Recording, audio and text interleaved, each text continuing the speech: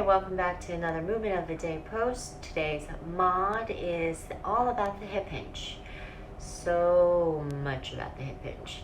The reason being, the hip hinge is one of the most critical movement patterns that you can master and should learn in order to properly protect your spine and protect your kinetic chain above and below the pelvis, which is where the hip hinge originates. So let me tell you what I mean.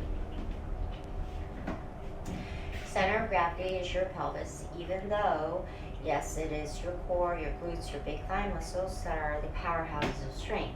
In order for anything above and below to move, your muscles, your joints, in order for them to move and fire correctly and in the same sequence, without compromise and compensation, we need to trust that our spine is protected. Compensation, compromise, great words in business, they don't belong in exercise. So, in order for our spine to be protected, we need it to be straight and for it to have the ability to move as one unit, the entire spine. And when I say straight, I don't mean straight like a board, because we all have a natural curve, lumbar curve down here, which is an inward curve. Now yours might be a little bit more exaggerated or not versus another person. It doesn't affect the mechanics of the move. Neither does your hip hinge form looking a little different due to differences in the length of our femur or the flexibility of our hamstring, maybe some mobility issues on our knees. None of those affect the mechanics of the move, and all of those issues or differences, if need be, can be corrected separately. Okay, so let me show you the first movement, which is a stretch that actually incorporates being able to get into the hip hinge as well as stretch your hamstrings at the same time. Okay, so you're going to put your palms on your thighs. You're in a hip hinge. You will have, may have an exaggerated arch, anterior position. That's fine.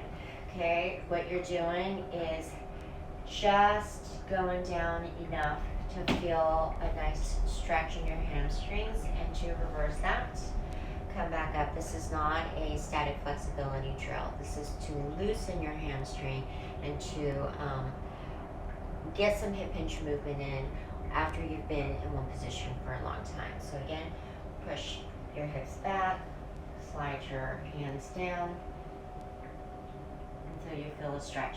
Now, 5 to 10 times, that's all you need. This is not a forward bend. As a forward bend movement, I can fairly easily touch the palms of my hand to the floor. With a hip hinge stretch, I cannot. You see the difference? All right, now moving on to, for those of you who are not familiar with how to get into the hip hinge, or if you're not sure what it's supposed to look like, word of encouragement, you actually perform a hip hinge on a daily basis. When you sit, you don't push your knees out like this, right? You actually would hip hinge back in order to sit down. Hopefully you would reverse the hip hinge to stand up nicely instead of using your arms.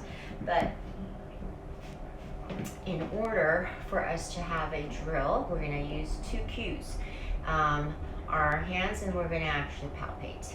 Now, this is where, sorry not sorry, but at least we're doing this in the privacy of our own home. We're going to take our hands and put it into this area of the pelvis where it meets the top of our thighs. Doesn't matter if you're male, female, how big you are, wide you are, everybody has this diagonal line that meets the groin. We're actually going to place our hands there to palpate and use it to push back at that point as the cue to not use the knees or the head, or just your pushing back your butt like this without thinking about a proper hinge. So what we want to do is hinge until we're able to get this crease and to pretty much clamp down on our hands. Okay. Now, again, don't be concerned with how your form looks compared to another, as long as you're getting the mechanics correctly of pushing your hips back until you will hit a wall, until you cannot keep either your spine straight, or you start dipping like this, doing some weird things. You want to keep the spine straight, create that nice crease, come back up. Just keep doing that drill. As your mobility increases, it might look a little bit different on you, come a little bit easier, but there you go. It's very important that you're able to do this, and I would not recommend that you do any loaded weights like heavy squats or deadlifts until you're able to master this. This is Jen signing off, reminding you to start where you are, do what you can, use what you have, and move something.